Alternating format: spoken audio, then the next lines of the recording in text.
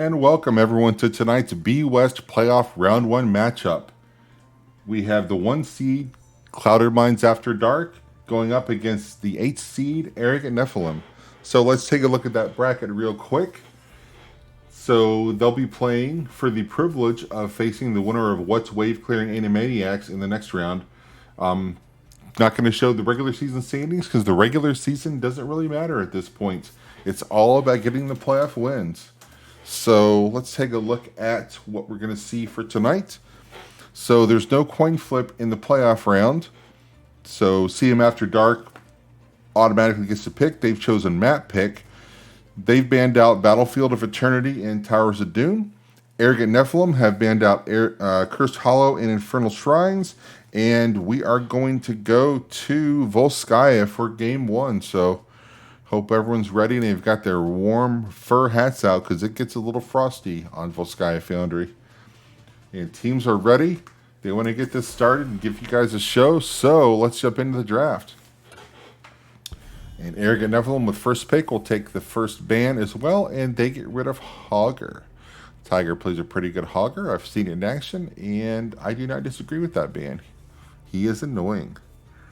As always, I've got Norbert by my side to keep me under control. What's up, Norbert? He says hello. He's a little quiet tonight, but that's fine. Thanks to everyone coming out. See lots of lively chatters out there, so if I can't entertain you, you can entertain yourselves at least. So you got that going for you.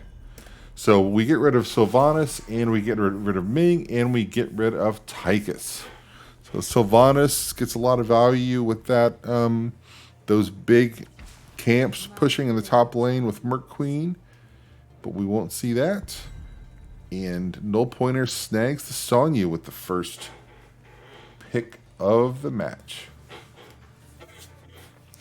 Let's see what Clouded Minds After Dark wants to do.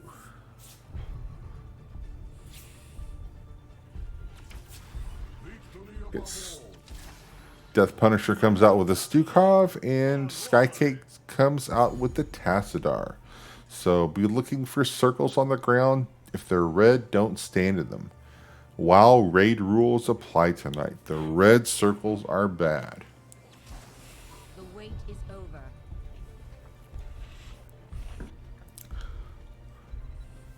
Sagatai comes back with Cassia, and Antaeus brings the main cow himself, ETC, to the party. So next ban phase, who CM After Dark doesn't want to face. No healer on the board yet for Nephilim, so wouldn't be surprised to see a healer ban, but they might have something else that they prioritized a little more. The nice thing about the playoff games for the captains involved, or whoever's doing the research, is there's not as much guesswork. You have an entire regular season body of experience, so you know what the other team plays well and what they don't play. So that Uther ban is most likely a target of some kind. So Uther is gone, and the Skeleton King is gone, so no one will be getting that trait value while feeding 12 times. You'd love to see that in Storm League. Let's see what CM After Dark wants to do.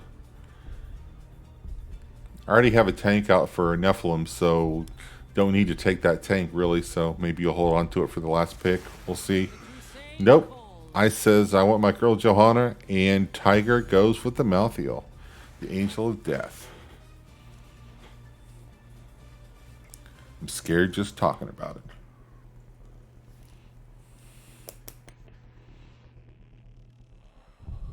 It's a win or go home for the teams tonight, so they're probably going to give this one some extra thought. When you advance, lose and you don't. And we get Brightwing and Orphea. So Brightwing bringing that polymorph to the table, always an effective tool if used well. And Orphea will just straight up try to kill people. It's not really subtle about that. Then again, none of the mages really are. And we'll finish off the draft with Junkrat. So bombs will be flying all over the place. All right, so it looks like the teams are ready. Don't see any swaps going on, so let's send you out to get you hyped up, and we'll see you in the first game.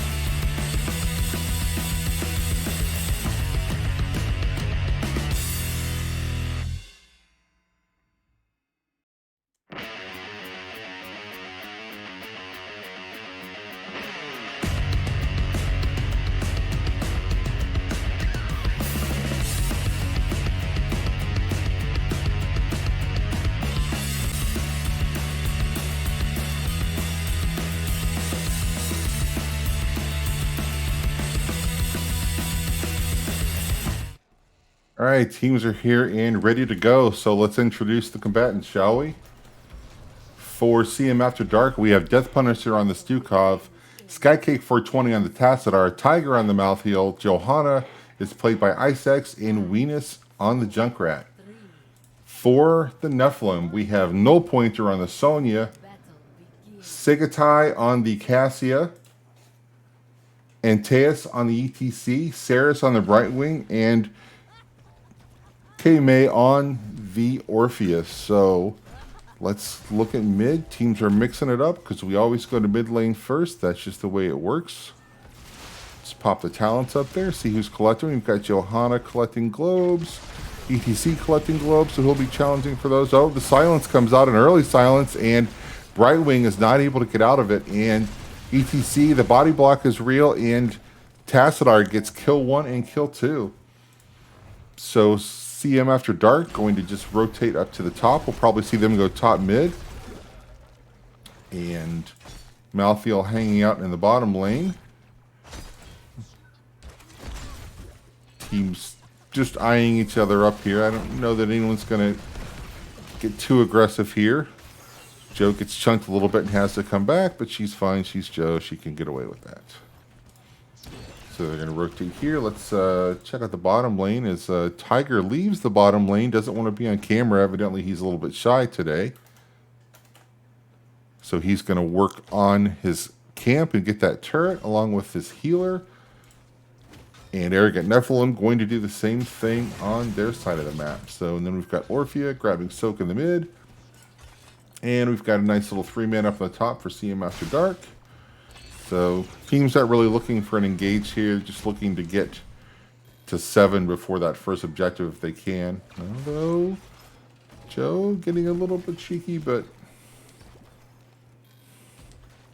we also have Cassia collecting lightning strokes.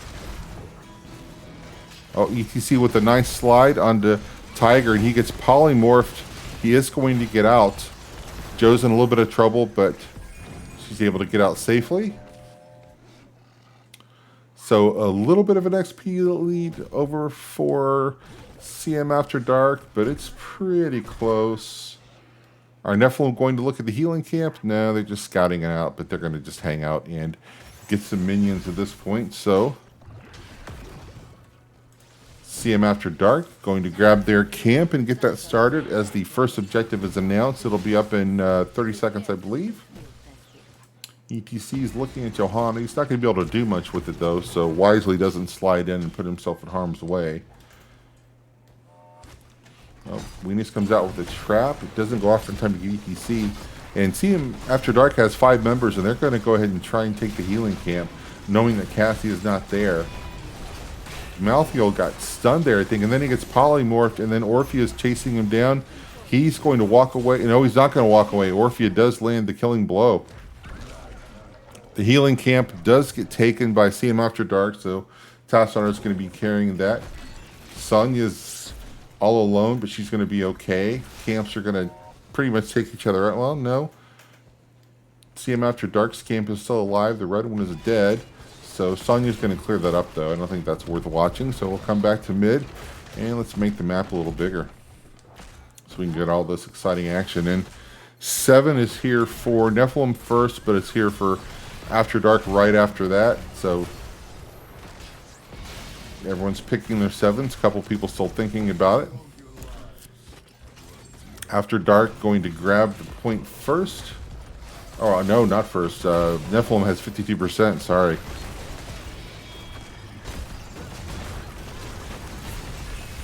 Malthael getting low. Johanna getting a little bit low. She's got polymorph there. I think After Dark might have to either engage and do something here. They might have to back up a little bit. We've got 5 members of each team here, so nothing else going on in the map anywhere else. All the action's happening here. ETC with a really nice slide and the polymorph coming out on Johanna. She does have the Iron Skin when the poly's over and tried to get up on Orphea. She dies for it, but Orphea does get taken down, so a little trade there. Still 52%. No one's managed to gain control of this, so Eric and Nephalem having to back off just a little bit. I think Brightwing is going to head to back. I don't know if she has her Z up. She might be able to come right back to the party.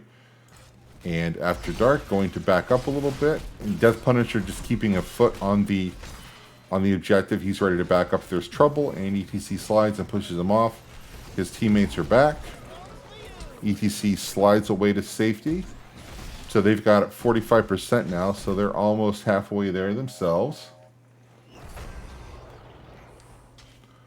Here comes Arrogant Nephalem as the 5-man. Johanna up on the top getting the soak, so they don't have a tank, but they don't really need it. Sonya goes down. That silence from Stukov comes out, and he did take the low blow for the extra damage, and then the talented 7 that gives him the larger, what's that called? Growing Infestation, that's right. So that results in Sonya getting a little rest break. And the point has gone blue, and they're up at 80%. So I don't know that Arrogant Nephalem are going to be able to come back. Someone's going to have to put a toe on that right away. ETC thinks about it, but then Johanna comes out, condemns, and he has to think better of it and walk out. And that's going to be our first Protector going over to CM After Dark. Both teams are very near 10. XP's been really, really close here. 10's here for CM After Dark right now. It'll be here for Arrogant Nephalem in a moment. I don't think they're going to be able to do anything with that 10-9 advantage, having 2 members in the Protector, so they're just going to siege up here. EDC pushed back, but I think he's didn't put him too much in harm's way. Malthael with that polymorph, is he going to be able to get out?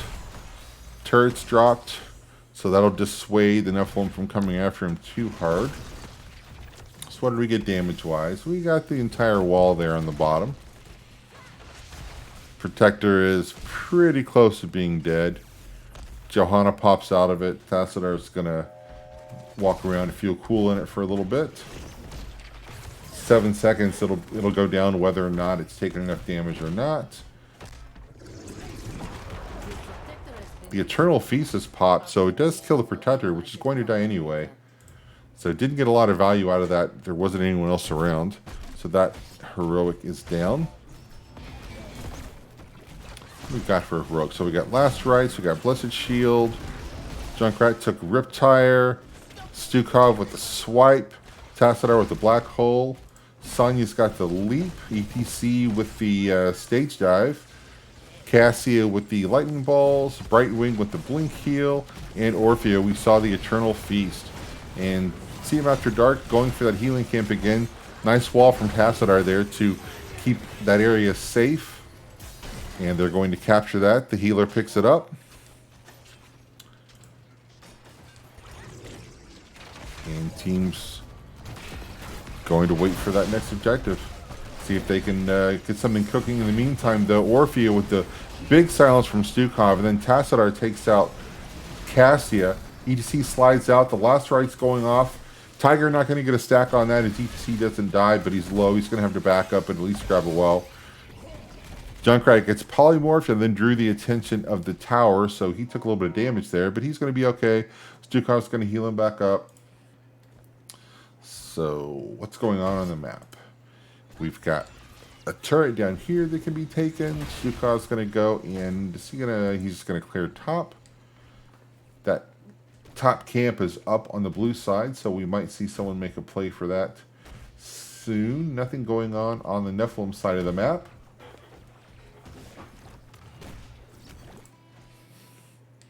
Oh, Cassie is a little bit alone, but she's gonna be okay. The stage dive comes out.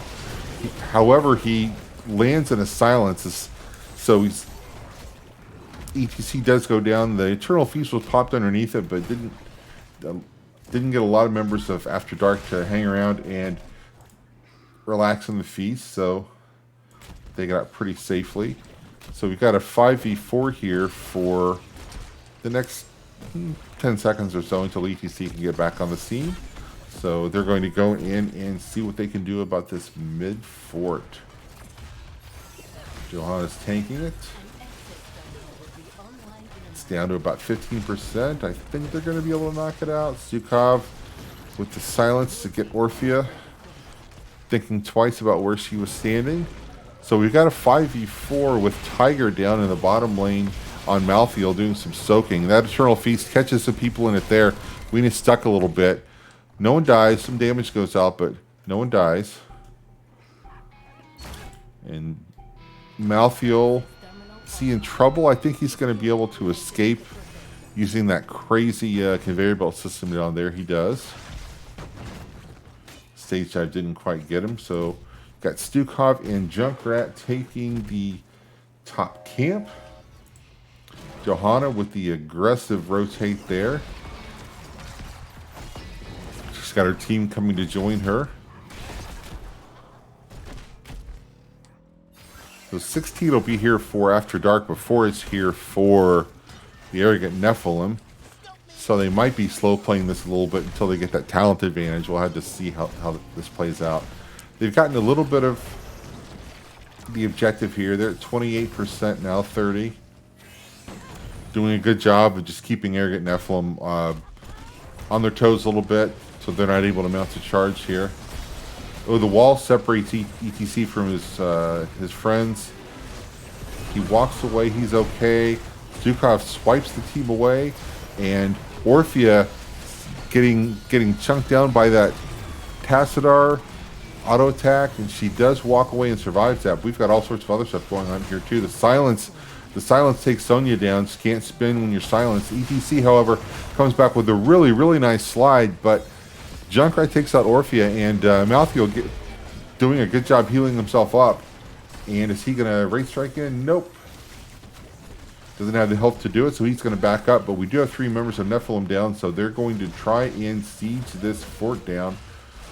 Joe's a little bit low. Suka's going to heal her back up, and she'll have Iron Skin in the mix there somewhere. 16 is indeed here for After Dark. I think it was here for that fight. And that's going to be 90% as Malthael just hangs out on the point. And that's going to go to 100. Johanna jumps in. She's going to join her friends after they capture the camp. So she's going to be a robot delivery service and bring the robot to her friends. Malthael does go down. I apologize. I missed that entirely. He got into trouble somewhere off camera. So we have 5v4 for Nephalem as they defend. They still don't have 16. 16 will be online soon. But in the meantime, the Protector, just Johanna, but still able to do a little bit of damage there. And she'll have Iron Skin when she comes out, so I'm not too worried about her getting caught in the Protector. And she has Blessed Shield to really peel for herself if she needs it, so she'll be okay. Alright, where are they going with the Protector? They are going, I guess, down to siege the bottom fort. Hand pushes back Sonya, I think it was, or maybe Cassia. So Stukov has gotten in the Protector for the ride. It's down at 10%. It's going to be down any time now. Johanna does a good job not to walk the Protector through the feast. It's going to be gone in 6 seconds even if they don't do the damage. So it's 1%. It's going to drop right about now. ETC with the stage dive, but that silence is going to take out Sonya. Malthael helps. And Junkrat takes out Orphea. Cassie is in a lot of trouble. The swipe to push her back into a corner where she has no friends. I think she might be able to. She gonna get out? Maybe, maybe not. So Cassia goes down, and we have 5v2 for After Dark, and they're going to start sieging up on this bottom fort. They'll have minion support here in just a moment. Meantime, Malthiel's in the mid, looking for some minions. None there, so he's going to go top. They're really looking to get 20 and taking advantage with that 20 talent tier. Pesky fort just won't die. They finally do kill it off, and the minions around it, so nothing else to accomplish there. They're going to probably head over to their camp, I would imagine. And look, they're going to make me look smart. Thanks, everyone. I appreciate it.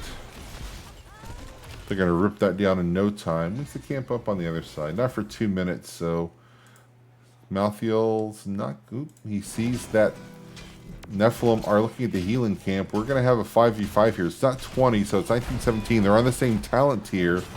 They do have a slight level advantage, but they don't have their level 20 talents yet. Nice task at our wall to get ETC cut out a little bit, and then the silence under him. He's got no choice but to run away. Orphea throws down the Eternal Feast, does some damage, but doesn't take anyone down. And Cassia, Orphea, and ETC are going to fall. And Malthiel chasing the Sonya, and that chase was successful. So kind of one-sided kill-wise, we've got 17-3 so far, but more importantly, level 20 is here, and we have a 5v1. It's all up to Brightwing at this point. After Dark, are they going to try an end here? It looks like they are. No one's going to be up for another 15 seconds, so do they have enough damage? They throw down a turret just in case. A couple members get pushed back as the core defends itself, but I don't think the core is going to be able to do much about all 5 members. Brightwing can just watch, and they'll leave her alive to tell the story. Members of Arrogant Nephalem are back up, but a little too late, and that's going to put first game over to Clouded Minds After Dark. All right, let's head back to the game summary and see how the stats played out, shall we? So a little bit of one-sided kill-wise, 17-3, and Skycake with high siege damage and high hero damage, and most takedowns. I think he and Stukov tied for 17 takedowns. So they just did a good job of not dying and making the other team die. So not a lot of analysis to be had there. They just did a good job and took it to them and made the plays they had to make. So let's head over to the map screen and do my favorite thing as a caster, and that is mark that as a win for one team or the other. So that's going to go over to CM After Dark. They picked the map and they win, so they evidently knew what they were going to play well on it. So we're going to go off to a little break here while the team set up game 2 for you, and we'll see you then.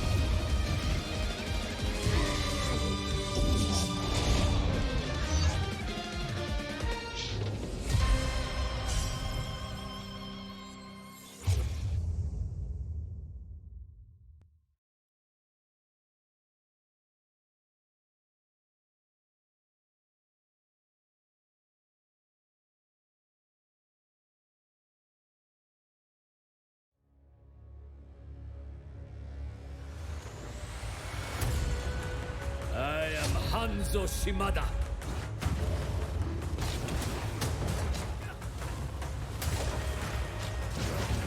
我が我が敵を食らう。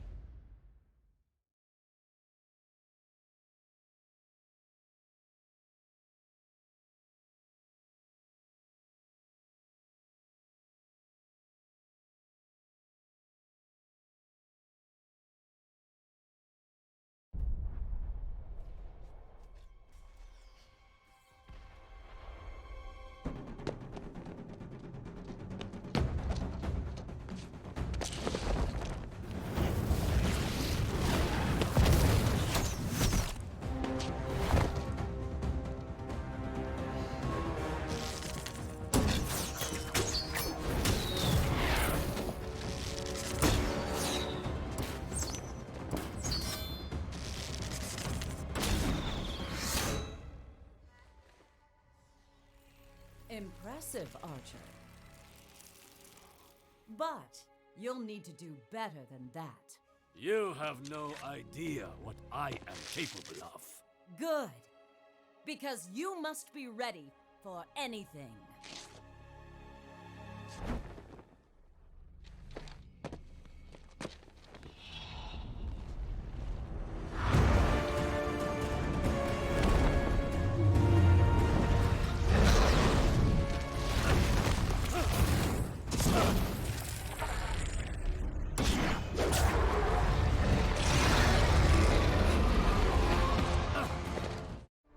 All right, as much as everyone would like to see the end of that Hanzo Alexstrasza brouhaha there in that video, I thought I would come back and tell you where we're going for the second game.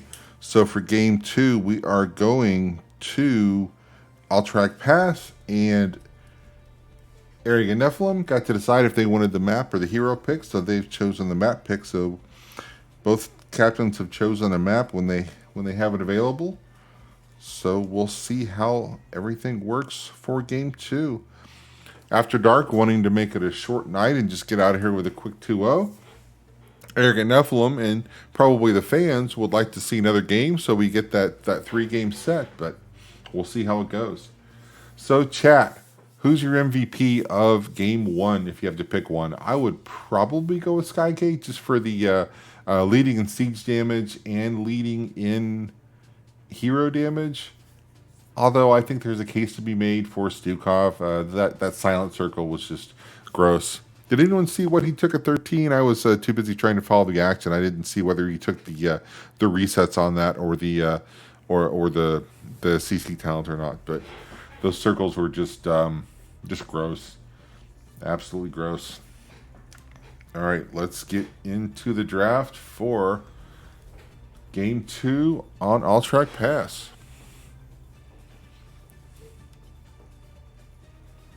So wonderful to see any respect bans after the first game. I don't know if I saw anything that would really say had to get rid of.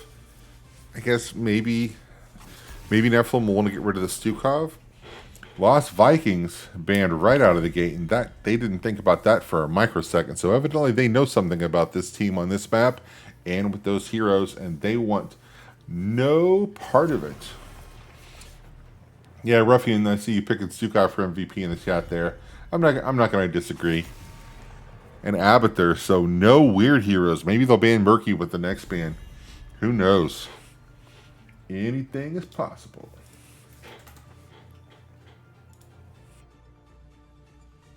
So the Sonya is banned out. I don't know if they'll get rid of the Hogger or not and choke that out a little bit. Or if they'll get rid of something else entirely. They get rid of the Falstad. So no bird ban on Alterac. Let's see what After Dark picks up with the first pick. And we get to Sylvanas. Not my war chief. I feel obliged to tell everyone that. I need to get into the Sanctum Domination raid and put her down there at the end. Haven't done that yet. It's on my to-do list. Segatai picks up the Tychus. I was just watching the reveal for StarCraft 2 last night. And it was, what, 2007, 2009, we saw Tychus put the suit back on. I couldn't believe how long ago it was. I felt so old, like I was going to just turn into dust. And Kame picks up the Asmodan. So once again, the red circles are bad, folks. Don't stand in them. No Stukov this game. We're going to go with the Brightwing. So Brightwing has changed jerseys from red to blue for the second game. And Tiger picks up the Hogger that was banned the first game. So we'll see just how ban-worthy that Hogger is. Pressure's on, Tiger. They do not want to see Johanna again. I thought Ice did a pretty nifty job with Johanna last game, so can't disagree with that. Let's see what we get rid of here. We don't have a healer. We don't have a tank yet, so wide variety of things to get rid of. I would like to see the Murky ban just to get rid of all the weird heroes. Maybe a Cho or a Gall ban, but no. They're going to go boring and get rid of Stitches. So much for fun. Tiger's no fun. You saw it here first, everyone. Make sure to let him know that after the game. Whisper him. Saying no fun.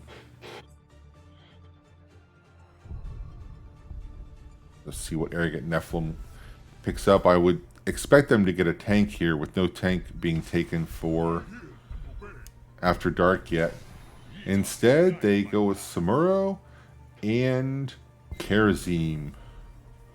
So one of them will be punching things, and one of them will be swapping from one clone to another in an annoying fashion the entire game.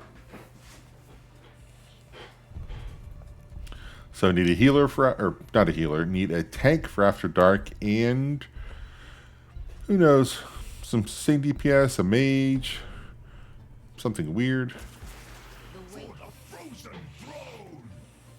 Nope. Instead, we get the Cassia. So Cassia also switches from a red to blue jersey and a Nubarak. The old raid boss going to be tanking for the team. Do you burrow out with the E or do you burrow away with the E? We'll see how they play it.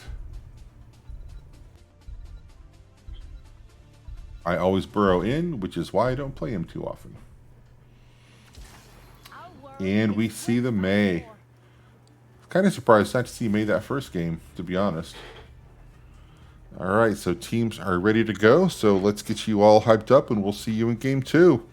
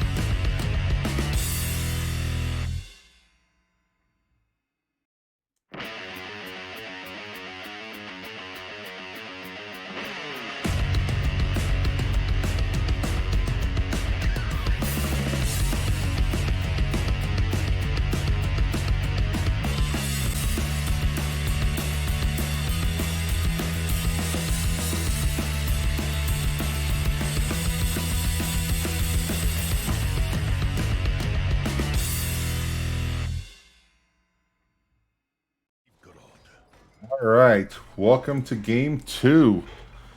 Let's introduce the red team first. We'll switch it up.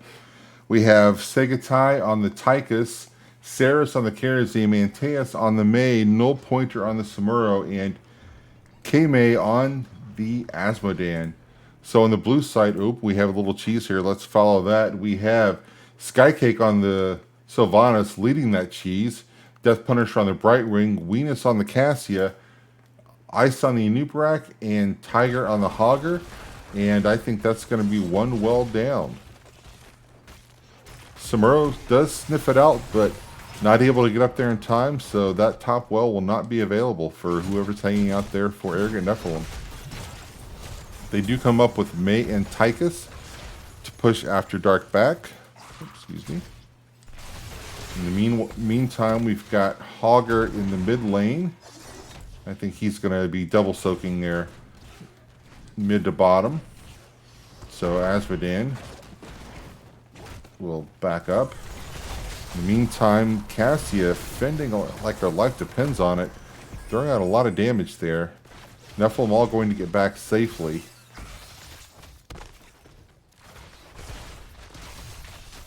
After Dark being a little aggressive up here in the top. And Noob's going to go ahead mid and grab Soak. Nephalem kind of pinned back at their wall, but it doesn't really matter. They're just collecting XP at this point, so just no point in not being safe. No one needs to be a hero. So we'll have Samuro and Karazim punching the heck out of the camp. And at the other camp, we'll have Tiger on Hogger, taking care of the other camp with his weird little spins and dashes there. In the mid, we have Sylvanas and Brightwing hanging out with Tychus. Nobody really being too aggressive, just getting the minions, getting to 4. So what are we collecting here? We've got Hogger with Journeyman Cooking. We've got Cassia with the Lightning Strike quest. We've got Sylvanas with Unfurling Shadows. Got Asmodan, of course, with He Took Greed. And we have Karazim, also known as Mr. Punchy Man, collecting Insight. And then Tychus at 4 now with Master Assassin. That's the top lane here. Got both Brightwing and Hogger up here, but Samuro's able to keep him back. They are doing some damage to those towers, though. May's going to come up here and help out. She's going to slide. She does, but doesn't. Oh, there it is. Brightwing with the Arcane Flare to convince him to back up. Let's go ahead to the bottom. We do have a little bit of a mismatch. We have 2v1. Is Asmodan going to get out in time? Sylvanas does that little Banshee trick. So Asmodan doesn't die. He is going to back. He's going to try and get a couple more stacks before he does, but he's going to have to back. Let's go mid. Team's mixing it up a little bit. XP almost dead even so far. No kills on the board yet. That's the top. Something going on in every lane. Brightwing's just hanging out. So she'll have her Z up, I'm assuming, so she can come down to the objective. So she'll be playing like the global she is. Getting these minions and then coming down to the objective when needed. In the meantime, Tychus just doing a little damage and getting turned into a squirrel or a crab or a rabbit or something for his trouble. Tanks hanging out in mid lane together. Just grabbing some minions there. Hogger and Cassia going to join this little party here and get a little push going mid. They do have the camp coming up behind them. Noob, is he scouting out Asmodan? Ooh, Asmo did get a little bit low, but he's going to survive. In the meantime, Karazim also a little bit low, but he's going to be okay. No really close calls here yet, although that stun onto Hogger, that's not good. He does get away safely. Let's go check out Brightwing and Samuro up top. Samuro's making short work of that second tower, so that wall's going to be down. Is he going to get away? No. And the tower ends up with like one sliver of health, so it's got like a 1 XP. It'll fall the next time anyone breathes on it, but that won't be Samuro for at least another 12 seconds. So that's a slight XP lead for After Dark. Oh, Anoop is in a 1v2 down here. He does burrow away, so he's going to use the burrow for safety, at least for that moment in time. And May's in a little bit of trouble. Sylvana's chasing with the Banshee there. Hogger's sliding in, but she gets back safely. Oh, Anoop with the nice, I believe he caught Tychus with the barbs. So 10 is here for After Dark and not here for Arrogant Nephalem. It'll be here in a moment, but they don't have it right now. Hogger chasing May out, and that lets his team get the channel. There's Cassia working on the camp. Meanwhile, we've got 3 of After Dark guarding the objective. Samuro's doing some work on that fort. Sylvana's going to come and convince him to leave, which he does, but fort's about 2/3 health. Nephilim going to come in and challenge his point, but it's too late, and the objective has gone all the way over to After Dark. And that camp is taken, so we'll see. Do we see them all push mid? Do we see them split up? We'll see how they play it here. XP still really, really close. After Dark is shade ahead, but I have the same talents here. Oh, Sylvana's being chased down by Samuro. I think she's going to get away. She does. Looks like the majority of the fight's going to be mid, so the Valkyrie spears Tychus back to Cassia, and Brightwing finishes that off. Karazim got cocooned, but he's able to dash away. So he's going to be safe. I don't know if we can say the same for the fort. I think this fort might be going down. Looks like it is. Looks like there's nothing that Nephilim can do about that. So we'll see how they're faring in the other lanes. So in the bottom lane, Karazim and Asmodean have already taken care of the objective. And in the top lane, it's also gone. So let's head back to the mid lane and see how far this push goes. So the cavalry is at about 15%. It's to the wall. They've gotten 1 tower down. They're looking to get the other tower down. The objective is gone, but they are going to get that, and I think they're probably going to back up here. Yeah, they are. There's Asmodean. I see Hogger coming in that direction. Are they looking at this Asmodean? Should I tell him to run? Should I say something in chat? That'll probably be bad, so we'll just see how it plays out. Hogger smacks him back and prevents his escape, and then Brightwing killed Thirsty Little Fairy Dragon, gets credit for the kill. 13's here for After Dark. It'll be here momentarily for Arrogant Nephilim, but it's not. And so After Dark has a talent here and a 5v4 advantage. Sylvana's still up in the top lane, was dealing with Samuro, had to back. Boss is about half health, so we'll see if they push with the boss, or if they just make that sprint dead north to grab the other boss. We'll see how they play it. This one's going to fall. There we go. We've got Sylvanas in the mid. Clearing up the camp. And Arrogant Nephilim, I think they knew what was going on, so they're going to take this other boss at the top. So I do see some blue on the way. Charge being led by Nubarak. Are they going to get here in time? Maybe if he dives in with the E. So the boss is dead. Now we're just deciding who gets to control its corpse. The mind control pulls back Saris, and as Karazim, he is going to have to back up. He got down to like 100 health. Tychus not going to be as lucky. And then the dive out for May. Is May going to get out? Hogger's going to chase her down, and with the stun, and then the fend, and that is going to be it for May for a moment.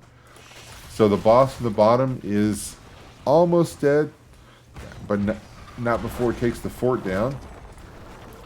And 4 members of After Dark going to push the snot out of this top lane and see what they can get with the boss. I'm sure they would like to get the keep. I don't know if it's going to happen, but we'll see. Wall is down, as well as the towers. Taika's doing his best to defend there. Boss has still got a whole lot of health bar left. Well over half, so that keep is down to about 50%. We'll see if it goes down. Cassie throws out the Valkyrie, and May ice blocks out of it and throws the wall. Doesn't catch anyone, and May does get polymorphed. I believe she was a crab that time. Boss finally does finish off the keep, and then it wants more, so it's going after... it's just going to walk right to the core. The core should defend itself, and it does. After Dark, I think they realized that, hey, we're a 16-15, so we can be a little bold here. So they're going to try and take this camp. They've killed it off and just trying to decide who gets it. Tychus goes down. Samuro uses his ult, but has to walk away with it. And that camp is going to go, I believe it went to After Dark. Yep, it did. It's going to push down to this mid keep, and they are looking for the second keep. 16's not quite here yet for Arrogant Nephalem. They've got to figure out a way to get that in quickly. And in the meantime, while we were looking back here, the objective has just gone over to Cloud of Mines After Dark. And this could be trouble, so we've got 2 keeps down. The objective is here. Oh, May gets polymorphed and then cocooned, so they're going to be looking to end her when she pops up. She pops up, and the mind control pulls her back for easy pickings. As Karazim also goes down, and that core is down to 16,000. And Asmodan is gone, so it's just down up to Tychus and Samuro. And I don't think they're going to have the DPS to do that. Although, After Dark getting kind of low. Maybe they are going to have to rethink this, but nah, I think they're going to be able to end here. Samuro has to walk away. Tychus goes down, so it's just Samuro, and he's going to just go back home and say, yep, that's a good game. GG's go out, so that takes us to a 2-0 domination for Clouded Mines After Dark. They will move on to the second round, and for Arrogant Nephalem, wish them well. They had a good season, but they will not be advancing in the playoffs. So 11-0. After Dark did not take a single death that game. If I'm going for MVP here, I think I know Ruffian said that Death Punisher gets it for game 1. I think I got to go with Brightwing for game 2 as well. A couple key kills there, and just the polymorph, just really, really on point with it. So my MVP is Brightwing for game 2. Everyone else may disagree, so let me know in chat. Let me know that I'm wrong. I love the feedback. Everyone's entitled to their opinion. You're welcome to be wrong as much as you want. So let's go back to the map screen and let's mark that down. So first map went over to the team that picked it. Second one did not. And that's going to be 2-0. You see the score up there. Stick around for a moment. We'll see if we can't get someone from the After Dark squad in for a quick interview. And we'll see you back here in a moment.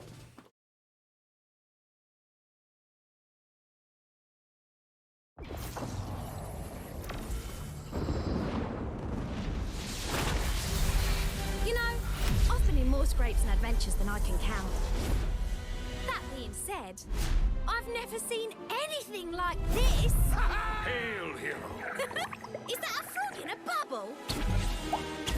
Oh gosh, they are so cute.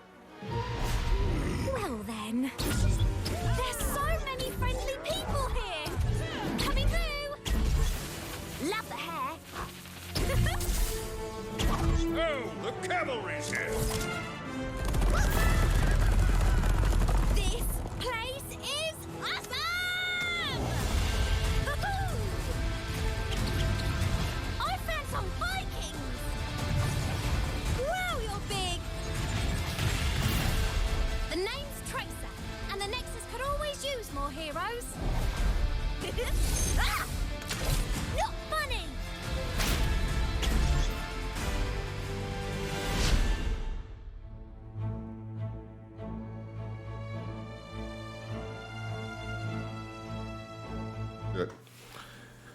All right, welcome back, loyal viewers. And I have Icex Tank from the round one winning CM After Dark. Ice, how's the team feel after that 2-0 domination in round one? Feeling pretty good. Feeling pretty good. It was a fun match. Definitely excited that we're in playoffs now. It's always fun when you get to the playoffs. Yep, second season, winner go home. So you guys put on a pretty dominating performance. I mean, 11-0 kills in the second game, and it was you got a couple deaths in the first game, but not very many. It just looked like you knew what you wanted to do, and came out and did it. So I assume you're pretty happy with the execution tonight. Oh yeah. We had. I mean, Death and Sky. They do a lot of our research for us and get us, a game plan that we kind of work towards. And so we had a good practice on Thursday night. We're really working on some of the things that we were going to bring into this match, and had our plan going for sure into game one. Little different in game two, but we kind of changed it up a bit and seemed to work out pretty well. Nice. So, was there anything that you were particularly happy with that you've been, I don't know, maybe say working on the last couple of practices that you came out and like, yeah, this worked exactly like we wanted it to in practice? Yeah, I mean I think our one of the things we've really focused on this season that we've continually just tried to harp on and improve on is making sure that our macro game is continuing to evolve. We've always have felt fairly confident in the team fighting, but we wanted to try and improve as a team in our macro game as well. And it used to be just one person talking, saying like, okay, we're going to do this X, Y, Z, and now it's to the point where everybody is kind of on the same page. They know what their job is, and they're like, okay, I'm going to go do this, and everybody's like, yep, okay, that's what we're supposed to do. So it's definitely improved a lot over the course of the season, and we're really happy with how we progressed it. Yep, you guys definitely look like you're operating as a well-oiled machine at this point. So let me head over to the playoff bracket. So with the win over Eric and Nephalem, you will be up against the 4 or the 5. So what's Wave Clear or Animaniacs? Do you have any preferences as to who you face in that second round? I personally don't. I know the team's got a couple preferences, but looking at both, we've played them both. Animaniacs was like our very first like week one matchup kind of deal, so I know a lot has changed for both teams since the week one, the opening season, when everybody's still trying to get the team, off of the off season rest and trying to figure things out. So that would be a fun one to definitely go up against again. But we played What's Wave Clear a couple weeks ago, and it was a pretty brawly match. So those ones are always kind of fun. So either one. Good answer. So MVP. Who's your MVP for the series tonight? I'll tell you who mine was after you tell me who yours is. MVP. I'm probably gonna have to give it to Death. The Stukov silences in game one were pretty clutch. We were able to get at least 2 really good fights because he was able to keep somebody in his silence. He was able to save his silence for when Junkrat was able to get a root, and really just the one I remember was locking down ETC, and he never ever left the silence pool from going 100 to 0. So Death is kind of that clutch with the Stukov, and game number 2 getting the solo kill up in the top lane. You gotta give a nod to Brightwing when she's able to do that. So we were joking after the game like Death Punisher screwed up me and Venus's kill count because he got the solo kill in the top lane. Well, it'd probably make for a more interesting interview if I had a hot take and I said you're wrong. It's not Death Punisher, but the truth is, Death Punisher is my MVP for the series. Maybe not quite for game one. Tassadar is really good, but if you put the whole body of work for the entire 2-0, I got to give it up to Brightwing and Stukov. So Death Punisher, well played, and well played to the entire team.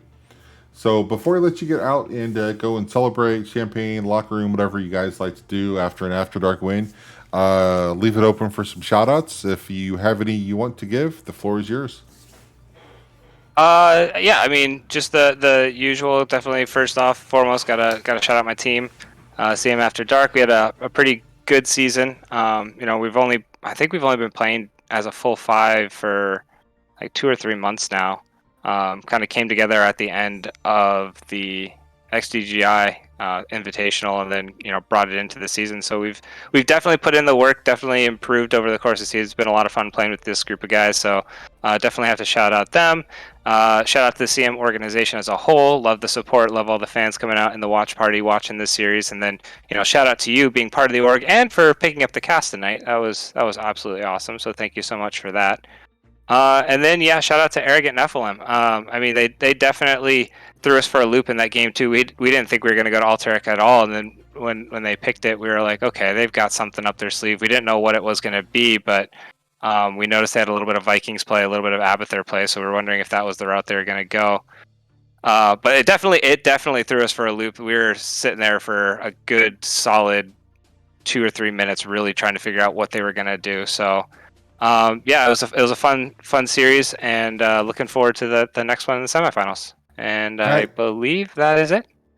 All right. Well, you guys get a little bit of a break because with round one is 2 weeks, correct? So you have a week off next week to prepare. Well, you get some extra practices in, and we'll see you in round 2. And I expect great things from y'all. Extra practices. We're all gonna go play New World again.